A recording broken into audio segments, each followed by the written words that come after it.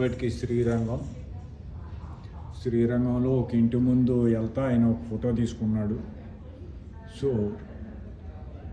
ఇలా అన్నీ ఎక్కడక్కడ ఆయన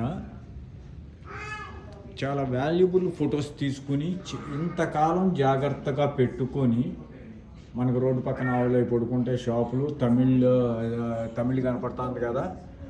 సో ఆ రకంగా ఆయన ఫొటోస్ అన్ని జాగ్రత్తగా తీసుకుని ఈరోజు ఎగ్జిబిషన్లో పెడతాం. కోడిపుంజులు ఈ రకంగా తీసుకోవడం జరిగింది. ఎక్కడక్కడ ముగ్గులు ప్రతి ఇంటూ, అంటే ఈయన ముగ్గుల్ని ఎక్కువగా లైక్ చేస్తున్నాడు అనేది అర్థమవుతుంది. చూడండి, ఎక్కడక్కడ ముగ్గులే తీశాడు ఈయన. అవునా? ఈయనకి ఈ 1945లో పుట్టారు. ఓకే. సో ఈ రకంగా